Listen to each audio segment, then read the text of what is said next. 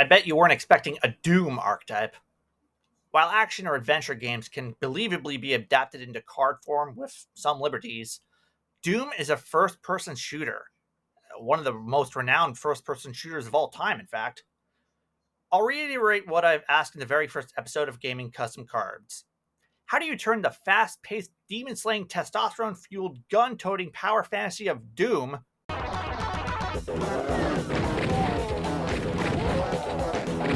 into this? Alright, I start. Activate Swap Frog, set Angler, effect Angler, summon 2 Nimbles in the deck, activate Swap Frog, bounce back, normal summon Nimble, effect Nimble, summon another Beaver, summon Gigantic, link it to Elf, Elf effect, X season to Totally Awesome, link it to IP, set 3.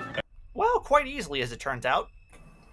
A wide assortment of equip spells is to be expected for a gaming genre widely appreciated for its arsenal of guns. But since Doom 2016 and Eternal, the Doom Marine was reimagined to be the unstoppable one-man army, the Doom Slayer himself. This portrayal is the foundation of the Doom archetype's gameplay style. The Slayer is the only monster you'll ever be able to summon, and you'll never be able to set anything. This is a huge departure from the tried and true standards of card advantage and swarming monsters to build unbreakable turn 1 boards. The Eternal Slayer himself is a boss monster in his own right. A 3k attack beatstick that's immune to negation and mind control and can potentially attack multiple monsters can break a board on his own, especially one that can hit the board straight away without any prior setup. Just to clarify, only the Slayer's summon and immediate effect activation can't be negated. The effect that lets him attack multiple times can be. In return for such immediate power, you'll need to craft your entire deck to account for his signature handicap. I said it once, I'll say it again. You can never summon anything else, nor set anything face down the moment you summon him. Ever! Despite this handicap, there are 2 other monsters in this archetype. Vega, the Father's Manifestation, can banish itself from the hand to equip any one of the Slayer's guns to him that you want. And even though you can't summon him, there is a trick that can make its recycling effect live that I'll elaborate on later. The wretch who shall not be named can discard himself to search out another of the Slayer's key equipment spells. It can also banish itself to turn one of your opponent's monsters into a demon. Well, as far as game mechanics go, this detail will also be elaborated on later. That's all 3 monsters! Again, Doom isn't famous for its characters, but for its arsenal of guns, so that's where the real meat of the archetype is. Just to clarify, each gun is based off the arsenal from the Doomslayer's latest incarnation as of this video's upload date, Doom Eternal. The crowd appeaser that the Slayer searches on summon is actually the combat shotgun that he always starts with in any campaign or horde mode playthrough. It's humble compared to the rest of his arsenal, but its ample supply of ammunition and ease of use serves the Slayer well as he carves through the demons of hell until he finds a better gun, and even in the late game, it remains useful. Its card adaptation functions similarly, as every time the Slayer destroys a monster in battle, you get a +1 in the form of a draw and reveal, with the bonus that if it's another Doom Arsenal card, which is usually a gun, you can equip it immediately without leaving the battle phase. This is also how you get Vega on the board without technically summoning it. Finally, and this last effect is very important, if the crowd appeaser is sent to the graveyard, it can let you discard a card to search out the Slayer, then recycle itself to summon him straight away. This can potentially happen over when the Slayer is taken off the board for whatever reason. Since none of these effects have any once per turn clouds, the Slayer can potentially come back over and over, unless you run out of Slayers to search, or your search is negated, or your crowd appeaser is banished or bounced off the board, or you run out of cards to discard. Hey, even the Doomslayer only gets so many extra lives. The other 6 weapons in the Slayer's arsenal, not counting the BFG, are represented by these cards. They all have a secondary effect in which you could reveal it in your hand to search out the Slayer, then place it on the bottom of the deck. It helps you to supply these guns in your deck composition, and all but ensures that you'll have access to him on a turn 1. That said, these search effects do not have a once per turn clause, so even though there's no real cost to the search is negated, a well-timed Ash Blossom or Droll and Lockbird can, in fact, keep the Slayer out of your hand, depending on what you open with. Each gun's primary effect benefits the Slayer in a different way. The heavy cannon, called the Tungstronium, prevents your opponent from responding to the Slayer's attacks. The plasma rifle is a costless one per turn on-field Omni-Negate.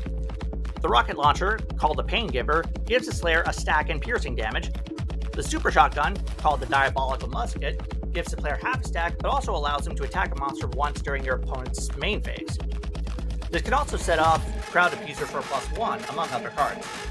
For a more detailed idea of how this instant attack effect works, you can watch episode 2 of Gaming Custom Cards for an entire archetype of instant attackers. The chain gun, called the Hexabarrel, gains 3 shield counters upon activation. Each time the Slayer destroys a monster in battle, it gets 1 more, up to a maximum of 6 at any time. You can remove 3 counters to make the Slayer and all his arsenal cards immune to whatever opposing effect it responds to. Lastly, the Ballista, called Twin Beam, is a reusable mystical space typhoon with a mirror jade-like or delay between activations. Impenetrable and Unyielding is always considered to be part of the Slayer's arsenal, plus it's searchable by the Wretch. The sheer number of cards that can search this is necessary, since it unlocks the rest of his arsenal. Basically, it lets you place pieces of the Slayer's arsenal in your unused monster zones. With 4 unused monster zones and this card in your spell and trap zone, you'll have 8 more zones to spare for the 7 guardians in the Slayer's arsenal. That leaves 1 remaining spell and trap zone for whatever spells you want. It also gives the Slayer once per turn destruction protection and complete immunity to the lingering essence of hell, i.e. unaffected by fiend monster effects, which the Wretch can banish itself to exploit. A couple of rulings need to be clarified here. First, anything in his arsenal is still only treated as an equip spell, not a monster, even if it's placed in the monster zone. Those guns can't be tributed, declare an attack, or anything else that applies to monsters. Second, if you activate one of his guns from your hand by playing it normally, you still have to place it in a free spell and trap zone first, then it can be moved to a free monster zone when it resolves. Third, any guns in the monster zone are not actually dependent on Impenetrable and Unyielding, so they won't be destroyed should it leave the field. And now, for the next card. Danger. All personnel evacuate to Mars surface. The Slayer has control.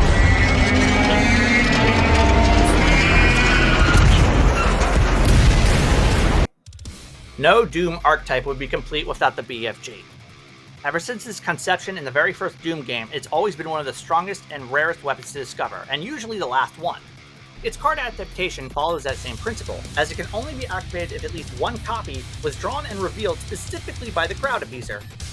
Also, the Slayer needs to have at least 5 pieces of his arsenal equipped to use it, so having Impenetrable and Unyielding is mandatory to have room to play this.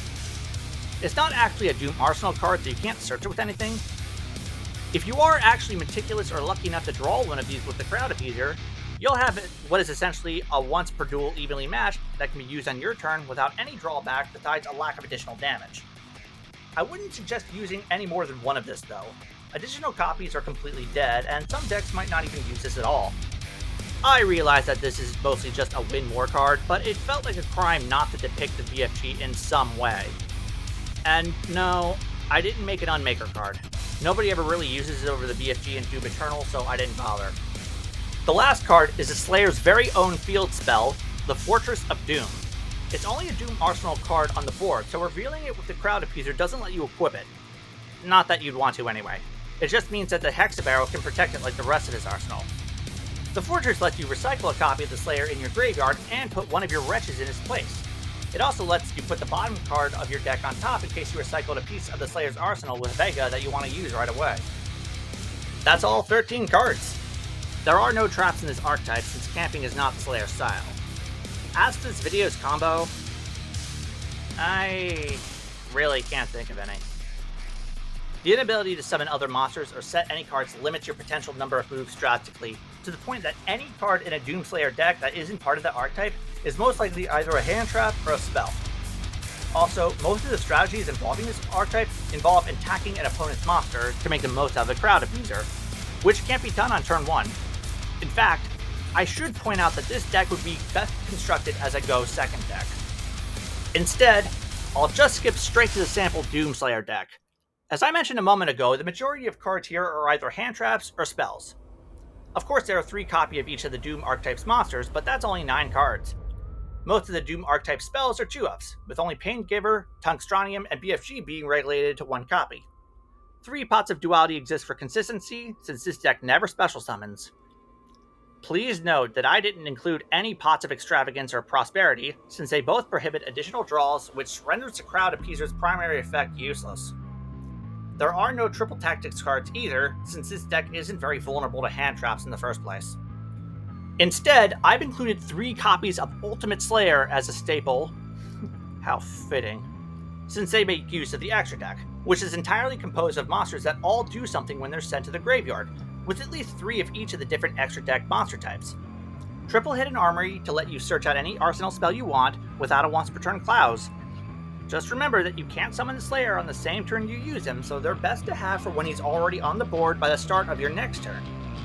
For that reason, there's also a Snatch Steal that can be searched, since that's the only way you'll ever get to another monster on your board with it as the Slayer's handicap. Just remember that you won't be able to use whatever monster you take as an extra deck material. The remaining cards, 2 Drolls, a Feather Duster, and a Terraforming, speak for themselves. The side deck basically covers the most common of the Slayer's weaknesses. Triple Lancia to stop banishment, triple Dark Ruler no more to negate any monsters that Ultimate Slayer can't touch, and double Twisters and Cyclones for Backrow Hate. I've also included 2 Link Apples and 3 Shiranui Samurai Sagas in case monster negation or stopping draws aren't prioritized. The Samurai Sagas are meant to replace the Link monsters, so that Link Apple will always result in a free draw with an average 1 in 5 chance of dropping an opponent's attack by 500 for free. And that's everything. Hope you enjoy playing with them in customs. As always, feel free to let me know of your thoughts or feedback in the comments. Be sure to like and subscribe if you're interested in more gaming custom cards.